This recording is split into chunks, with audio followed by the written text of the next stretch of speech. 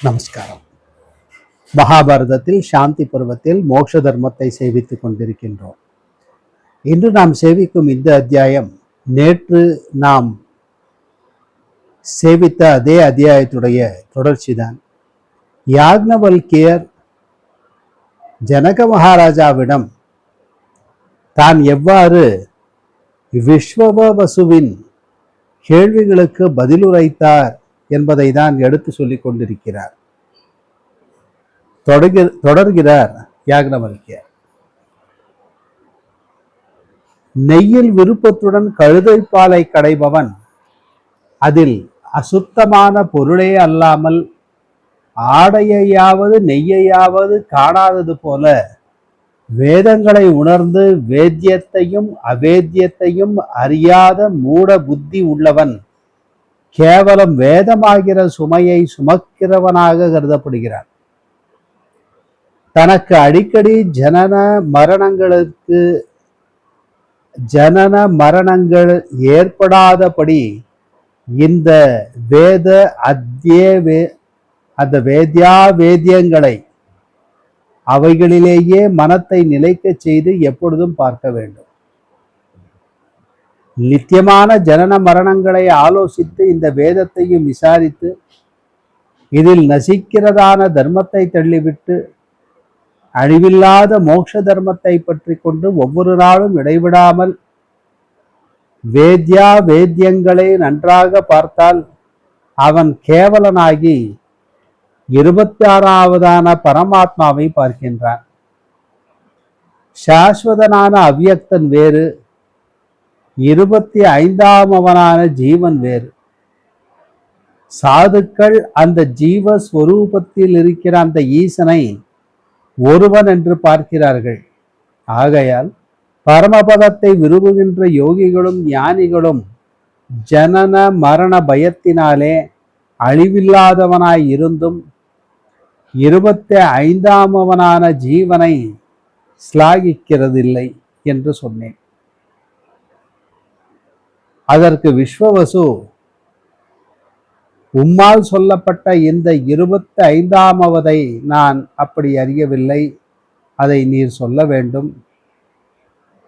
ஜைகீஷ்யர், அஷிதர், தேவலர், பிரம்மரிஷியான பராசரர், புத்திமானான ஷகன்யர், சந்நியாசியான பஞ்சசிகர், கபிலர், சுகர், கௌதமர், ஆர்டிஸ்டேனர், மகாத்மாவான கர்கர், நாரதர், ஆசரி, புத்திமானான புலஸ்தியர், சனத்குமாரர், மகாத்மாவான சுக்கிரர் இவர்களிடம் நான் கேட்டேன்.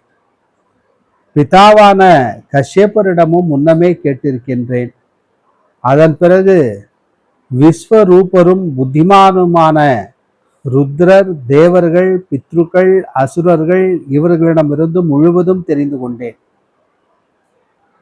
அவர்களும் வேத்தியத்தை நித்தியமாக சொல்லுகிறார்கள். ஆகையால் அதை உம்முடைய புத்தியால் கேட்க விரும்புகின்றேன். நீர் சாஸ்திரங்களில் தேர்ந்தவர், சொல்வல்மை உள்ளவர், மிக புத்திமான். உமக்கு தெரியாதது ஒன்றுமில்லை. நீர் வேத நிதியாக நினைக்கப்படுகிறீர். நீர் தேவலோகத்திலும் பித்ருலோகத்திலும் புகழப்படுகிறீர். பிரம்மலோகத்தை அடைந்த மகிழ்ச்சிகளுமே உம்மை கொண்டாடுகிறார்கள். ஜோதிகளுக்கெல்லாம் பதியான ஆதித்யர் உமக்கு பலமுறை சொன்னவர். சாங்கிய ஞானம் முழுவதும் நீர் கேட்டிருக்கிறீர். அப்படியே விரேக்ஷமாக யோக சாஸ்திரத்தையும் அறிந்திருக்கிறீர். நீர் ஐயமர உணர்ந்தவர், சராச்சரங்களை அறிகின்றவர்.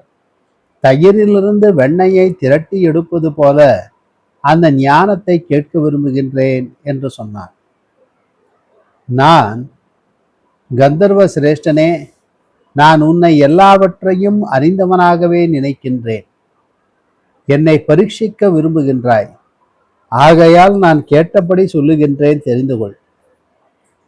அறிகிறவனாய் இருப்பதால் 25ஆமவன் பிரகிருதியை அறிகின்றான்.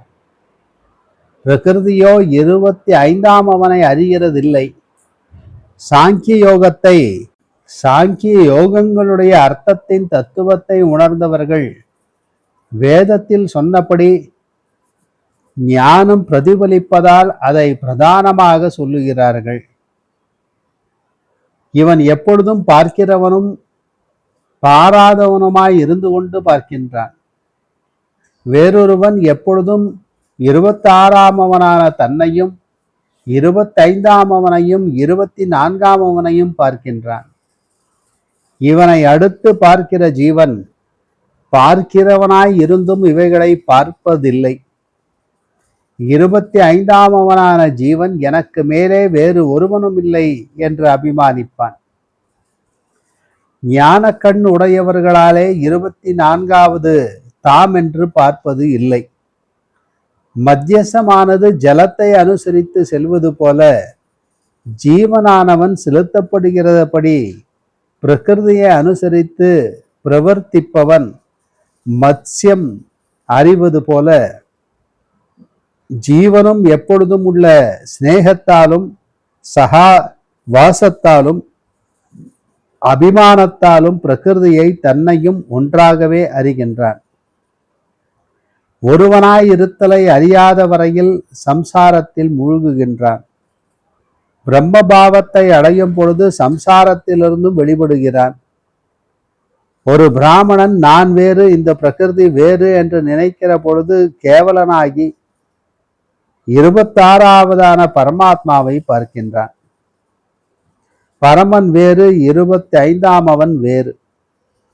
அந்த ஜீவனிடத்தில் இருப்பதால் சாதுக்கள் அவனை ஒருவன் என்றே அறிகிறார்கள். அதனால் ஜனன மரணத்திற்கு பயந்தவர்களும் 26ஆமவனை பார்க்கிறவர்களும் அவனையே பற்றி இருப்பவர்களும் சுத்தர்களும் சாங்கியர்களும் யோகிகளும் அச்சுதனாய் இருந்தும் இந்த 25ஆமவனை சிலாகிக்கிறது இல்லை. அவன் கேவலனாகி பிரம்மத்தை பார்க்கும் பொழுது எல்லாவற்றையும் அறிந்த வித்வானாகி மறுஜன்மத்தை அடைவதில்லை. இவ்வித ஜனமான பிரகிருதியையும் அறிகிறவனான ஜீவனையும் ஞான ரூபமான பிரம்மத்தையும் வேதத்தின் திருஷ்டாந்தத்தை கொண்டு உள்ளபடி சொன்னேன். பார்க்கிறதும் பாராததும் சேமத்திற்கு ஹிதமான தத்துவத்தை பாராததும் ஜடமற்றதான சுத்தமும் ஜடத்துடன் கூடியதுமான 25ஆவதும் பரமான 26ஆவதும் சொல்லப்பட்டன என்று சொன்னேன். அதற்கு விஸ்வவசு, உம்மால் உண்மையும் சுபமும் சேமத்திற்கு உரியதும் தேவதைகளுக்கு ஆதியுமான இவ்விஷயம் உள்ளபடி நன்கு சொல்லப்பட்டது. உமக்கு எப்பொழுதும் அழிவில்லாத சேமமும் உண்டாகட்டும். அறிவில் சிறந்த உம்மை எப்பொழுதும் புத்திபூர்வமாக நமஸ்கரிப்பேன் என்று சொன்னான். இவ்வாறு சொல்லிவிட்டு சோபை பொருந்திய ரூபத்தால் விளங்குகின்றவனும் பரம சந்தோஷமுள்ளவனாக காணப்பட்டவனும் மகாத்மாவுமான அந்த கந்தர்வன் புகழ்ந்து என்னை பிரதட்சணம் செய்துவிட்டு சொர்க்கத்தை நோக்கி சென்றான். பிரம்மா முதலான தேவர்களுக்கும் பூமியிலும் பாதாளத்திலும் வசிக்கிறவர்களுக்கும் சேமத்திற்குரிய மார்க்கத்தை அடைந்திருக்கின்றவர்களுக்குமே அந்த சாஸ்திரத்தை நன்றாக வெளியிட்டான். ஞானத்தால் காணப்பட்ட இந்த சாஸ்திரம் சாங்கிய தர்மத்தில் பற்றுள்ள எல்லா சாங்கியர்களுக்கும், யோக தர்மத்தில் பற்றுள்ள யோகிகளுக்கும், மோட்சத்தில் விருப்பமுள்ள மற்ற மனிதர்களுக்கும் உரியது. ஞானத்தால் மோட்சம் உண்டாகிறது, அஞ்ஞானத்தால் உண்டாவதில்லை என்று இவ்விதம் சொல்லுகின்றார்கள். ஆகையினால் ஆத்மாவை ஜனன மரணங்களிலிருந்து விடுவிக்கக்கூடிய ஞானத்தை உண்மையாக தேட வேண்டும். ஸ்ரத்தை உள்ளவன் பிராமணனிடம் இருந்தோ, சத்திரியனிடம் இருந்தோ, வைசியனிடம் இருந்தோ, 4வது வர்ணத்தினரிடம் இருந்தோ, நீச்சனிடம் இருந்தோ எப்பொழுதும் ஞானத்தை அடைந்து அந்த ஸ்ரத்தையை வைக்க வேண்டும். அந்த ஸ்ரத்தை வைக்க வேண்டும். ஸ்ரத்தை உடையவனை ஜனன மரணங்கள் தொடர்வது இல்லை. பிரம்மத்தினிடம் இருந்து உண்டான எல்லா வர்ணத்தார்களும் பிராமணர்களே. எல்லோரும் என்னாலும் பிரம்மத்தை சொல்லுகிறார்கள். பிரம்ம ஞானத்தினால் உண்மையான சாஸ்திரத்தை சொல்லுகின்றேன். சகல ஜகத்தும் எல்லாமுமாய் இருக்கிற இந்த பிரம்மமே, பிரம்மாவின் முகத்திலிருந்தும் பிராமணர்கள் உண்டானார்கள், கையிலிருந்தும் அரசர்கள் உண்டானார்கள், நாபியிலிருந்தும் வைசியர்கள் உண்டானார்கள், பாதங்களிலிருந்தும் 4வது வர்ணத்தினர் உண்டானார்கள். எல்லா வர்ணங்களையும் வேறு விதமாக அறியக்கூடாது. அவர்கள் அஞ்ஞானத்தால் அந்தந்த வினைக்குரிய பிறவியை அடைந்து கெட்டு போகிறார்கள். அப்படியே அறிவீனமான வர்ணங்கள் மிகுந்த அஞ்ஞானத்தால் பிராகிருதமான பல பிறவிகளில் விழுகின்றன. ஆகையால் ஞானமானது எவ்விதமாக ஆவது தேடத்தக்கது. இந்த பிரம்மமானது எங்கும் இருக்கிறது என்பதை என்னால் உனக்கு சொல்லப்பட்டது. பிரம்மாவானாலும் மற்றவனானாலும் அந்த பிரம்மத்தில் இருக்கிறவனுக்கு நிலை பெற்ற மோட்சம் உண்டென்று சொல்லுகிறார்கள். நீ கேட்டதை நான் உனக்கு உண்மையாக உபதேசித்தேன். சோகமுற்றவனாகி அதை அடைய கடவாய். இந்த அர்த்தத்தில் உடைய முடிவை அடைய கடவாய். நன்றாக சொன்னேன். உனக்கு எப்பொழுதும் சேமம் உண்டாகுக என்று சொன்னார். இவ்வாறு புத்திமானான யாக்ஞவல்கியரால் மிதிலாபதியான அரசர் உபதேசிக்கப்பட்டு உடனே பிரீத்தி உள்ளவரானார். தேவராஜனுடைய புத்திரரும் மோட்சத்தை அறிந்தவருமான ஜனகராஜர் முனிவர் சிறந்த அந்த யாக்ஞவல்கியரை பிரதட்சணம் செய்து அவர் சென்றார். பிறகு அந்த அரசர் அந்த இடத்திலிருந்து கோடி பசுக்களையும் கோடி ஸ்வரணங்களையும் தானம் செய்தார். அப்பொழுது வேதியர்களுக்கு ரத்தினங்களை கையினாலே அள்ளி கொடுத்தார். உடனே அவர் புத்திரனிடம் ராஜ்யத்தை வைத்துவிட்டு யதிகளுடைய தர்மத்தை அனுஷ்டித்து கொண்டு வசித்தார். அவர் சாங்கிய சாஸ்திரத்தையும் யோக சாஸ்திரத்தையும் முழுவதும் அத்தியனம் செய்து கொண்டு பிராகிருதமான தர்மாதர்மங்களை நிந்தித்து நித்தியனும் கேவலனுமாய் இருக்கிற தன்னை அனந்தன் என்று கருதி தர்மாதர்மங்களையும் புண்ணியாபாவங்களையும் சத்தியாசத்தியங்களையும் ஜனன மரணங்களையும் பிராகிருதமாக நிச்சயித்து அந்த பிரம்மத்தையே சிந்தித்தார்.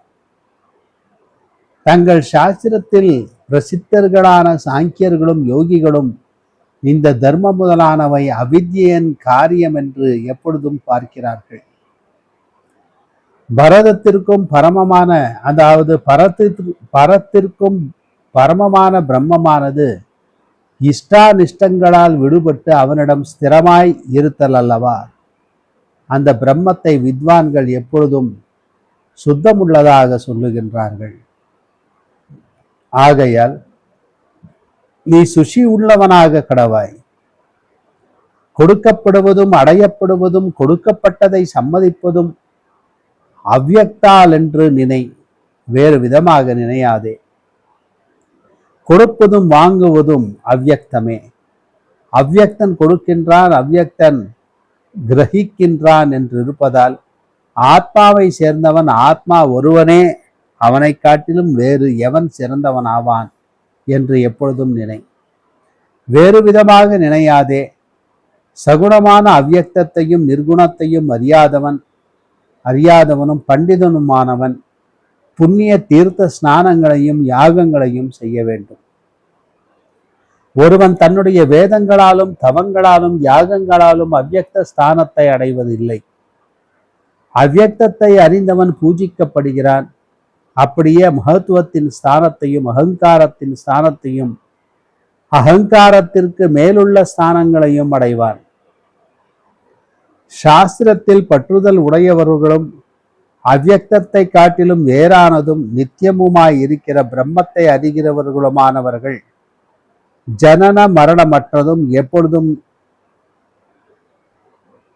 பந்தமற்றதும் சத்திய ரூபமுமான பிரபஞ்சமுமாய் இருக்கிற அதை அடைகிறார்கள். நான் இந்த பிரம்ம ஞானத்தை முற்காலத்தில் ஜனகரிடமிருந்து அடைந்தேன். அவரும் யக்னவல்கியரிடமிருந்து அடைந்தார். ஞானமானது சிறந்தது, யாகங்கள் அப்படி அல்ல. மனிதன் ஞானத்தினால் துர்கத்தை தாண்டுகிறான், யாகங்களால் தாண்டுவதில்லை. ஞானத்தை அறிந்தவர்கள் ஜனனத்தையும் மரணத்தையும் துர்கமாக சொல்லுகின்றார்கள். பௌதிகமான துர்கத்தை துர்கமாக சொல்வதில்லை. துர்கம் என்று சொல்வது மதில். மனிதர்கள் யாகங்களாலும் தவங்களாலும் நியமங்களாலும் விரதங்களாலும் சொர்க்கத்தை அடைந்து மீண்டும் பூமியில் விழுகின்றார்கள். ஆகையால் மகத்தும் சுத்தமும் மங்களமும் மோட்ச ரூபமும் நிர்மலமும் பரிசுத்தமுமான பரம்பொருளை உபாசிக்க கடவாய். க்ஷேத்திரத்தை அறிந்து உண்மையான ஞானமாகிற யாகத்தை உபாசித்து ரிஷி ஆவாய். முற்காலத்தில் அந்த யாக்னவல்கியர் பிரம்மத்தை பற்றிய உபனிஷத்தை ஜனகராஜருக்கு உபதேசித்தார். அந்த ஜனகர் வித்வான்களால் தியானம் பண்ணப்பட்டதும் அனாதியும் அழிவற்றதும் சுபமும் சோகமற்றதும் மோட்ச ரூபமுமான அந்த பிரம்மத்தை அடைந்தார் என்று சொல்லி இந்த அத்தியாயத்தை பூர்த்தி செய்கிறார். மேற்கொண்டு யுதிஷ்டிரரும் பீஷ்மரும் என்ன பேசிக் கொள்கிறார்கள் என்பதை நாளை சந்திக்கும் போது அடுத்த அத்தியாயத்திலே செவிப்போம். நமஸ்காரம்.